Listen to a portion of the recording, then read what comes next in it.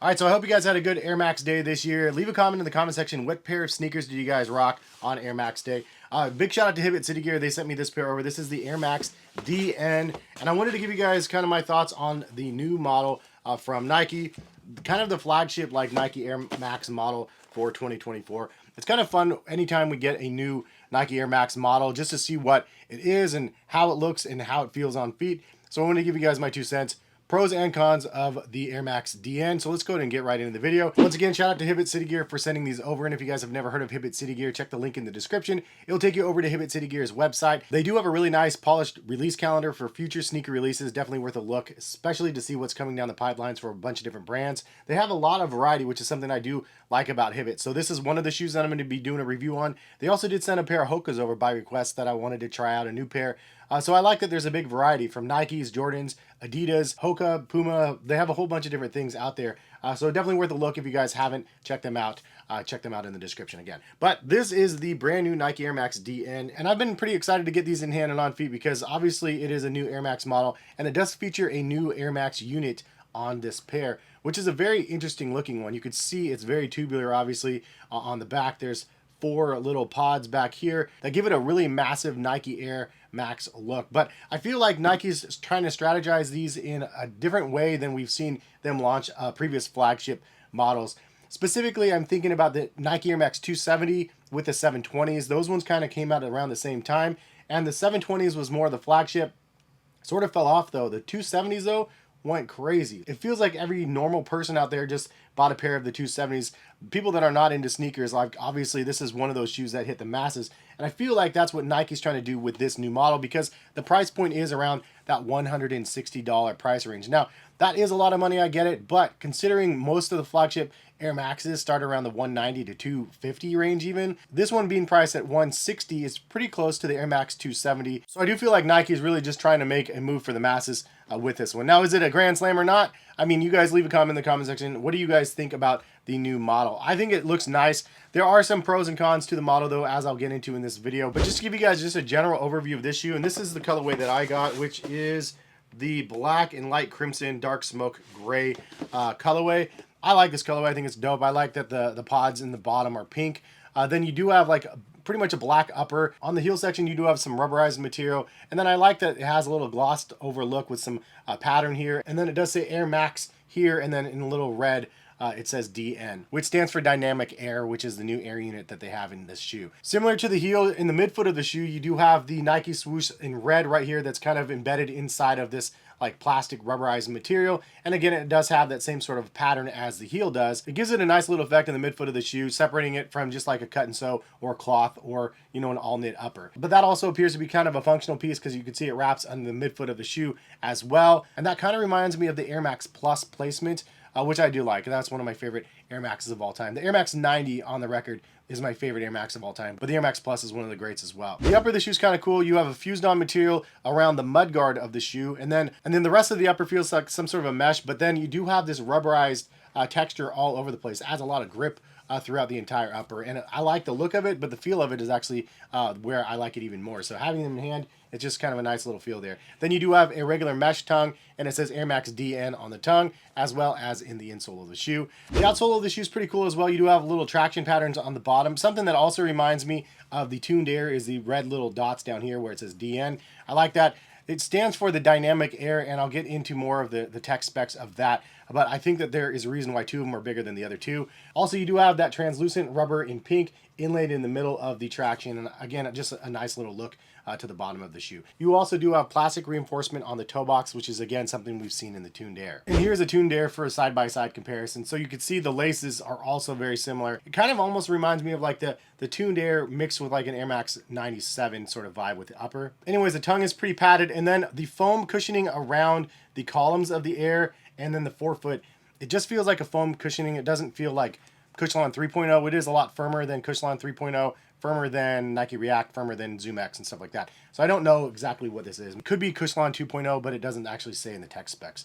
speaking of tech specs, let's go ahead and get into them. So the main focus on the new Air Max DN is the Dynamic Air. It's the next generation of innovative design to create a more dynamic heel-to-toe transition. The Air Max DN marks a new generation of bold and sleek footwear cushioning that Nike began more than 3 decades ago, arriving in a reimagined platform and setting the stage for the future innovation. So how does it work? Dynamic Air comes to life via air unit consisting of 2 pressurized chambers, each with 2 tubes and tuned with higher pressure in the heel, 15 psi, and lower pressure in the forefoot, 5 psi. As you move, air freely flows between the tubes in each chamber. This setup allows air to respond to the pressure, delivering a smooth sensation with every step that isn't just comfortable, it's interactive. So that's an interesting call out. It looks like it's just one straight unit though, so I'm kind of confused. Honestly, it's a little bit confusing for me because you look at the shoe, there's 4 tubes in the back and you can see that there's actually 2 different sizes. So the middle 2 are actually wider and bigger than the front and the back one. But does that mean that there's actually 4-foot air in the shoe as well? Leave a comment in the comment section if you guys know, because it makes it sound like there is, like literally 1 unit here and 1 unit here, 5 psi versus 15. I don't obviously see it, and I would think that if they put it in, they would actually make it visible just to make it like look better, but I don't know. That part of it's a little bit confusing. Any which way, how do they fit? I would say they definitely fit true to size. I got my normal 9.5 and they fit me perfectly. I do have a little bit of a wider foot, but honestly, again, 9.5 was right. So I'll go ahead and get into some of the pros about the shoe, and then I'll get into some of the cons in my opinion. So the pros about the shoe, I do like the style. I think it is a great looking model. I know some people don't really love it. I feel like there's a lot that they can do with the upper of the shoe, and the fact that you have little accents to the shoe, like the midfoot, the heel and stuff, and even the air unit, like they can change the colors, they can make it kind of fun and a little bit different. Maybe the color blockings that are available right now aren't the ones speaking to you, but I feel like they're probably going to release some new ones that are really, really good. Now, speaking of that, I actually do like the color blockings that are currently available. My favorite one might be the coconut colorway because it's kind of like that off-white and like black color. I think those ones look great, but I really like this colorway as well. I think this one looks really stylish. I'll say another pro is the Dynamic Air is pretty fun. It's nice to see large tubes and columns in the back of the shoe. It's really kind of what I imagined back in the day when I saw Nike Air. Like I think back to the Nike Air Max 90s and just the air unit in general. When I was a kid, I was like, dude, it's so rad. You could literally see through the shoe.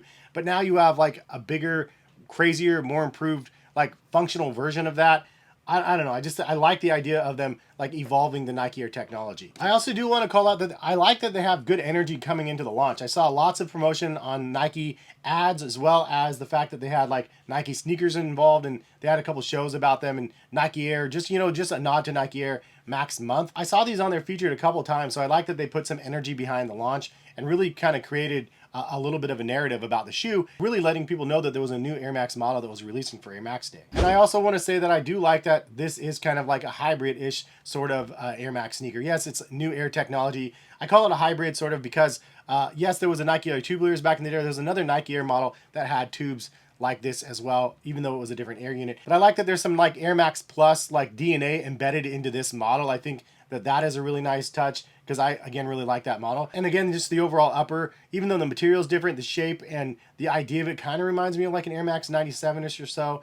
So I like that there's like other like nostalgic sort of moments in this model. I will also say that I do think that the price point is a pro, as I mentioned already. $160 is fairly good for an entry-level shoe. In my opinion, that's the inflated like $150 that we saw like with the Air Max 270s when those ones first dropped. Which again, I would lead that into the last pro, which is the fact that this shoe kind of could be the new replacement for the Air Max 270. And I think that that's something that Nike would want to happen, but it's something that I think that consumers would like as well. Overall, if I had to compare the comfort between these and the Air Max 270s, I would say that the 270s feel more heel squish in the heel with the air unit, but the overall balance and symmetry of this shoe is better than the Air Max 270s. So I feel like that more people that actually get to try out the Air Max DNs, I think they're actually going to like them more than the overall feel of the 270s. But leave a comment in the comment section if you agree or disagree. Now, it's not all rainbows. Unfortunately, there are some things that I would mention as cons. The first one that sticks out to me is the tongue. Like, I like that it's padded, but I don't like that it's not semi-gusset. It definitely reminds me of the biggest downfall of this shoe, in my opinion, which is the tongue not being gusseted. There's nothing here in the middle of the tongue to give it a loop to hold the tongue in place, but I don't like that the tongue shifts left to right so incredibly easily. Obviously, I wear my shoes looser, so obviously that could be mostly my fault, but could have been avoided if they added a little bit of a stretchier material here for the tongue and also made it semi-gusseted, like attached basically from this point down.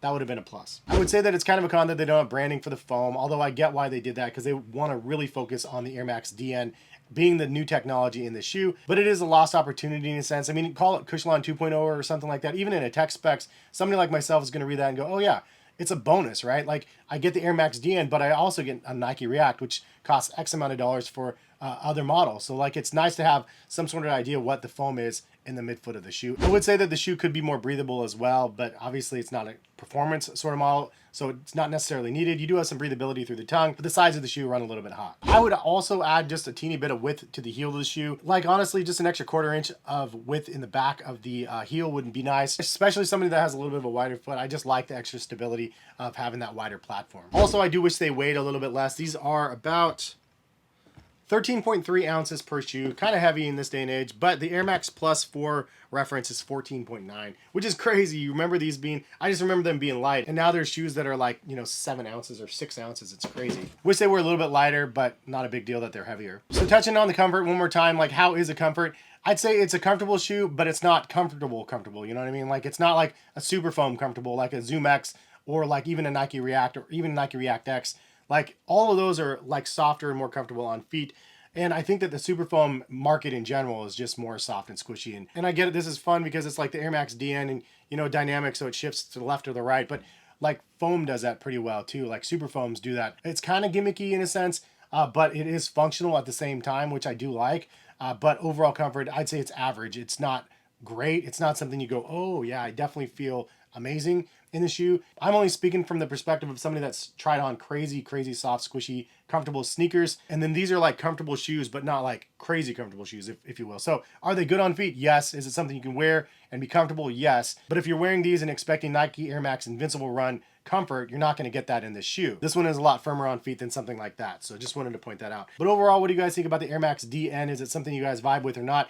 I think they look pretty cool. I think there's going to be new colorways that I think we're going to appreciate and like. And I like that there's new technology from Nike. Some of them are hits, some of them are misses. It will be interesting to see how this one progresses through the year. But leave a comment in the comment section. Did you guys pick up a pair of the Air Max DN or not? Appreciate Hibbett City Gear for sending these over. And again, link in the description to head over to their website, shop around, and see what they have available over there. Subscribe if you guys are new to the channel. Drop a like if you guys liked the video and if it was informative to you guys. And hopefully we'll see you back on the channel for some more content soon. All right, peace guys.